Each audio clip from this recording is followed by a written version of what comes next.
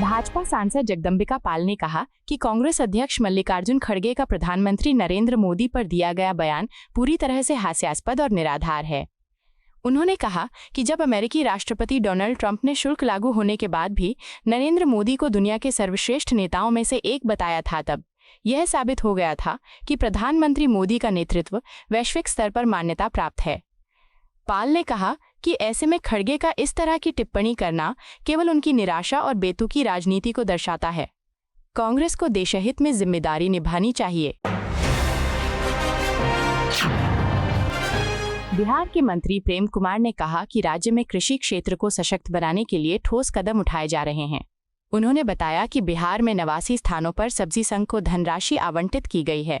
इन सभी स्थानों पर 10 टन क्षमता के कोल्ड स्टोरेज, 20 टन क्षमता के गोदाम और कार्यालयों का निर्माण कार्य चल रहा है। मंत्री ने कहा कि भागलपुर और बांका जैसे जिलों में भी सब्जी संघ स्थापित किए गए हैं, जिससे किसानों को अपनी उपज को सुरक्षित रखने और उचित मूल्य दिलाने में मदद मिलेगी। मंत्री ऋषिकेश पटेल ने कहा कि वर्तमान में मानसून सत्र चल रहा है, जो लोकतांत्रिक प्रक्रियाओं को मजबूत करने का महत्वपूर्ण अवसर है। उन्होंने बताया कि इस सत्र में 5 महत्वपूर्ण विधेयक पेश किए जाएंगे, जिन पर विस्तार से चर्चा की जाएगी। इसके साथ ही एक प्रश्नकाल भी निर्धारित किया गया है, जिसमें सत्ता पक्ष और विपक्ष दोनों के सभी विधायकों को अपनी जिज्ञासाएं और प्रश्न रखने का अवसर मिलेगा।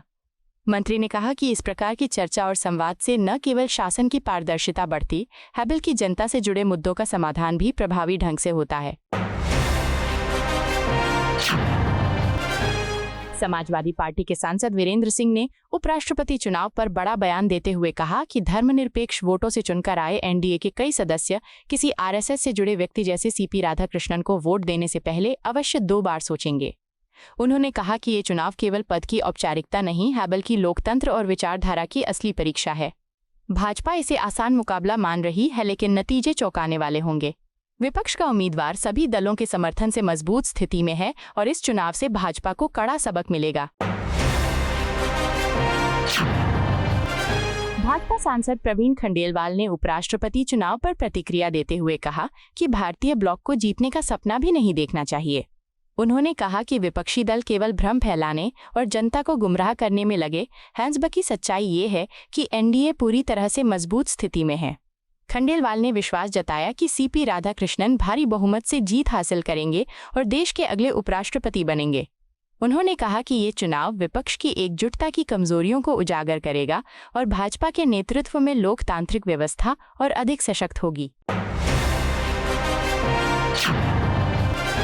कांग्रेस नेता उदित राज ने टीएमसी विधायक अब्दुल रहीम बॉक्सी की विवादित टिप्पणी पर कड़ी प्रतिक्रिया दी। उन्होंने कहा कि विरोध जताने के अनेक लोकतांत्रिक और शांतिपूर्ण तरीके हो सकते हैं, लेकिन तेजाब फेंकने जैसी अमानवीय और हिंसक बातें किसी भी सूरत में स्वीकार्य नहीं है। उदित राज ने कहा कि इस तरह की बयानबाजी न केवल राजनीति की गरिमा को ठेस पहुंचाती है, बल्कि समाज में गलत संदेश भी देती है।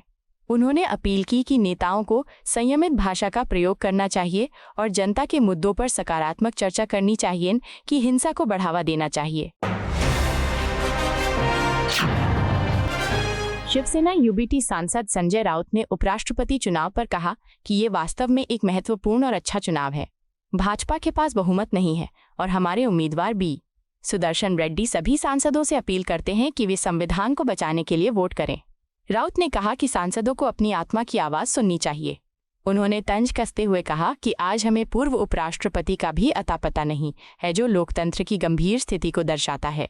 अगर कोई साहस दिखाता है तो उसे गायब कर दिया जाता है। नए उपराष्ट्रपति को सतर्क रहना होगा। कांग्रेस सांसद प्रमोद तिवारी ने कहा कि उपराष्ट्रपति का चुनाव किसी दल पर नहीं बल्कि योग्यता पर आधारित होना चाहिए। उन्होंने कहा कि हमारे उम्मीदवार बी. सुदर्शन रेड्डी सबसे उपयुक्त हैं, क्योंकि वे राज्यसभा के वास्तविक सभापति के रूप में जिम्मेदारी निभाएंगे। उनका अनुभव, संवैधानिक समझ और निष्पक्षता उन्हें इस पद के लिए योग्य बनाती है।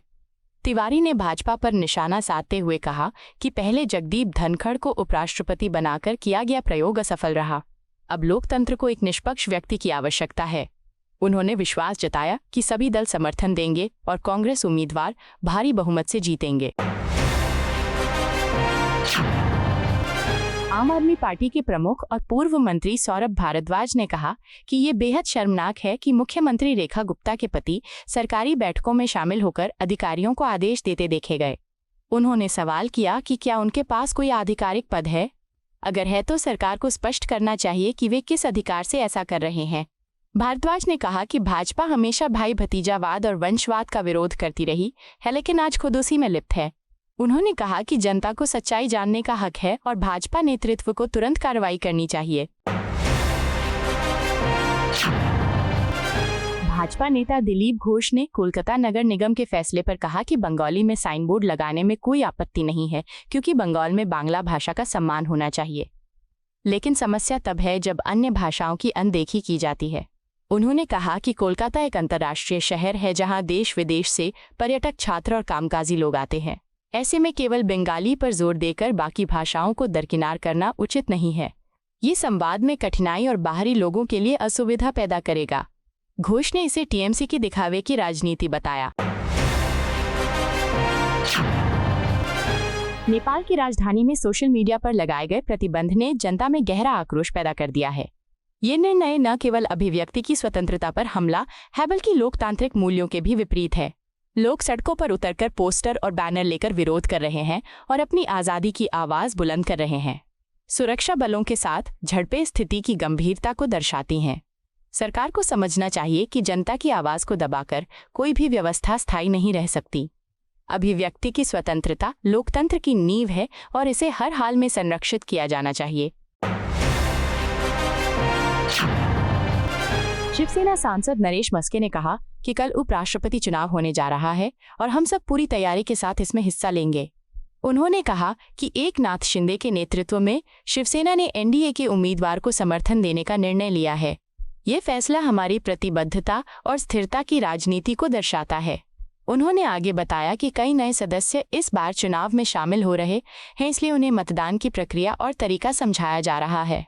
मस्के ने विश्वास जताया कि एनडीए का उम्मीदवार भारी बहुमत से विजयी होगा और लोकतंत्र को और मजबूत करेगा। छत्तीसगढ़ के उप मुख्यमंत्री विजय शर्मा ने बिलासपुर में कांग्रेस द्वारा आयोजित वोट चोरी विरोध प्रदर्शन पर प्रतिक्रिया देते हुए कहा कि लोकतंत्र में हर किसी को विरोध का अधिकार है, लेकिन विरोध का स्वरूप स्पष्ट होना चाहिए। उन्होंने कहा कि राहुल गांधी कभी मतदाता सूची में विसंगतियों का मुद्दा उठाते हैं तो कभी बिहार में एसआईआर प्रक्रिया का विरोध करते हैं। आखिर कांग्रेस किस रास्ते पर चल रही है? विजय शर्मा ने कहा कि विरोध से पहले जनता को ये बताना जरूरी है कि मामला वास्तव में क्या है। उन्होंने कहा कि हमारे पास फर्जी मतदाताओं की शिकायतें आई हैं, जैसे मौधापारा से कवर्धा स्थानांतरण के मामले। सरकार इसकी गंभीरता से जांच कर रही है और ऐसे सभी फर्जी मतदाताओं को सूची से हटाया जाएगा। आपको यह वीडियो पसंद आया हो तो इसे लाइक करें, हमारे चैनल को सब्सक्राइब करें।